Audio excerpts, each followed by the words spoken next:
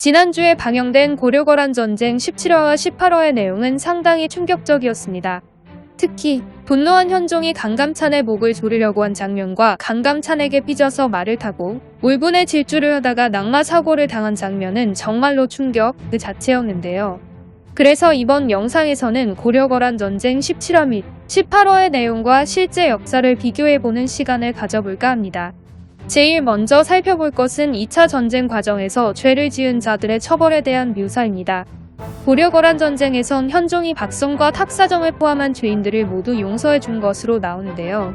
게다가 다른 신하들이 거세게 반발하고 전사자들의 유족들까지 그들의 처벌을 요구해도 현종은 자신의 의지를 굽히지 않는 것으로 나오죠. 그런데 이는 일부만 맞고 나머진 각색한 내용입니다. 고려사의 기록에 따르면 먼저 박섬은 제2차 을전쟁 당시 남북부의 책임자였는데 요나라군이 오기 전에 성을 버리고 도망쳤다고 합니다. 이후 그는 개경으로 돌아온 뒤 가족들을 데리고 고향인 지금의 전라남도 무안군으로 향했는데요. 그런데 고향으로 가는 도중 마침 몽진 중이었던 현종 일행과 우연히 마주치게 되면서 얼떨결에 나주까지 현종을 호종하게 됩니다. 이후 박섬은 끝내 고향으로 돌아갔다가 얼마 뒤 요나라군이 철수했다는 소식이 들리자 다시 현종을 찾아왔다고 하는데요. 이에 현종이 그에게 관직을 주었는데 당시 여론이 이러한 박섬의 태도를 비난했다고 합니다.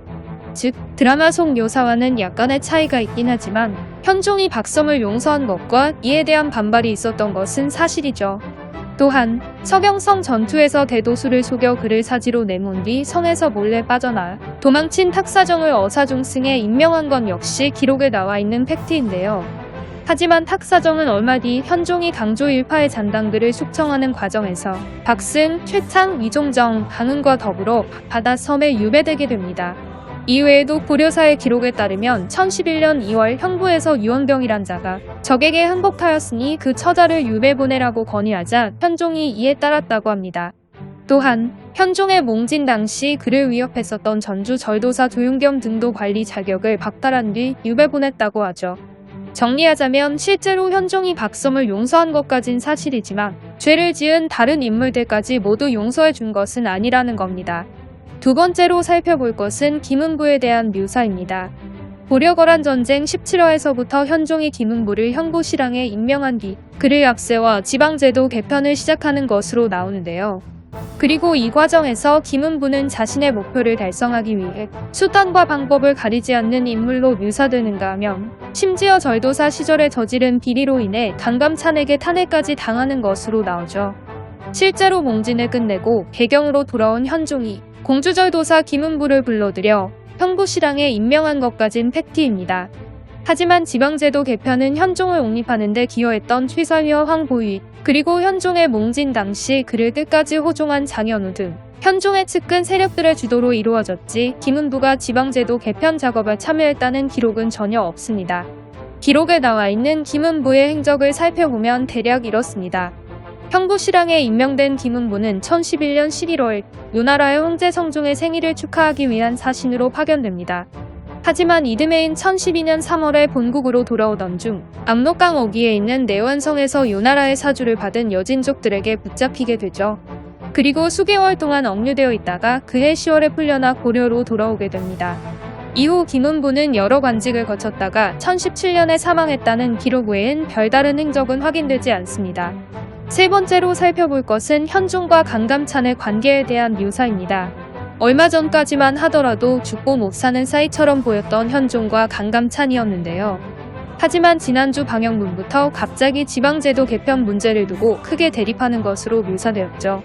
그리고 이 과정에서 강감찬이 파직당하는가 하면 심지어 강감찬에게 분노한 현종이 그의 목을 조르려고 하는 장면까지 등장하여 큰 충격을 주었습니다. 그런데 강감찬이 당시에 한림학사 승지에 임명된 것까진 팩트이지만 이외에는 전부 각색으로 보이는데요.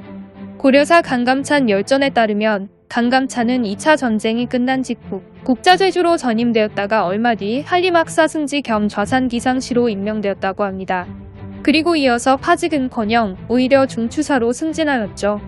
이후 강감찬은 사직단을 수리하고 예관에게 제사의 의례를 의논하여 정하게 하자는 건의를 올린 등 열심히 국정에 참여하였습니다. 또한 이부상 서로 전임된 뒤에는 자신이 소유한 땅을 군인의 가족들에게 주기도 하였다고 합니다. 제3차 여유전쟁이 발발하기 직전 강감찬이 서경유수 겸 내사시랑 동내사문화평장사에 임명될 때에는 현종이 보신장에 손수 이런 내용을 적어주기도 하였죠. 경술련에 걸한 오랑캐가 전쟁을 일으켜 한강 곁에까지 깊숙이 침범해 왔노라. 당시에 강공의 계책을 쓰지 않았더라면 온 나라가 모두 야만인이 되었으리. 즉 실제 역사 속 현종과 강감찬은 대립할 일도 없었고 대립하지도 않았으며 사이가 매우 좋았다고 할 수 있겠습니다. 마지막으로 살펴볼 것은 지방제도 개편에 대한 묘사입니다.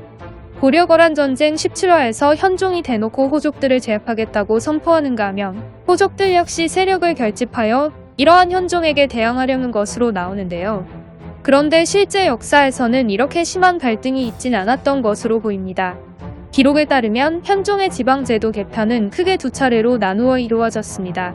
첫 번째는 2차 여유전쟁이 끝난 직후인 1012년 1월 최서유와 장현우, 황보유의 건의로 12주 절도사제를 폐지하고 오도후와 75도 안무사를 둔 것인데요. 그런데 이는 현종의 몽진 당시 그를 위협했던 전주절도사 도윤겸의 사례처럼 지나치게 힘이 비대해진 절도사를 혁파하기 위한 목적이었지 호족들을 타깃으로 삼은 것은 아니었습니다. 두 번째는 3차 여유전쟁이 발발하기 직전인 1018년 2월 여러 도의 안무사를 폐지하고 사도후, 팔목, 56지주 군사와 28진장 그리고 20편령을 두는 한편 향리의 직제를 개편하고 공복을 제정하여 지방 지배와 호족들에 대한 통제를 강화한 것인데요. 만약 지방제도 개편 과정에서 호족들과의 갈등이 있었다면 바로 이 시기에 벌어졌을 텐데 고려사에는 관련 기록을 찾아볼 수가 없습니다. 또한 고려사서의 열전의 기록에 따르면 고려의 6대 왕인 성종이 중화의 풍습을 즐겨 따르는 것을 백성들이 좋아하지 않았다고 하는데요. 당시 지방의 호족들과 백성들이 유교 이념을 토대로 한 성종의 정책들을 달갑게 여기지 않았다는 것이죠. 반면에 현종은 성종과는 달리 유교 이념만을 고집하지 않고 불교 행사인 팔관회와 연등회를 부활시켰으며 전국 각지의 불교 사찰들을 적극적으로 건설했습니다. 그래서인지 1018년 지방제도 개편 이후 지방 호족들이 건립한 석탑 등에 새겨진 금성문들을 보면 국왕의 만수무강과 국가의 평안을 기원하는 내용들이 기록되어 있는데요. 즉, 현종은 당시의 고려의 보편적인 종교였던 불교를 적극 활용하여 지방제도 개편에 따른 호족들의 반발을 최소화했던 것이죠. 따라서 현종의 지방제도 개편에 호족들이 집단 반발하는 등의 심각한 갈등 묘사는 사실과는 조금 다르다고 할 수 있겠습니다. 오늘의 영상은 여기까지입니다. 시청해주셔서 감사합니다.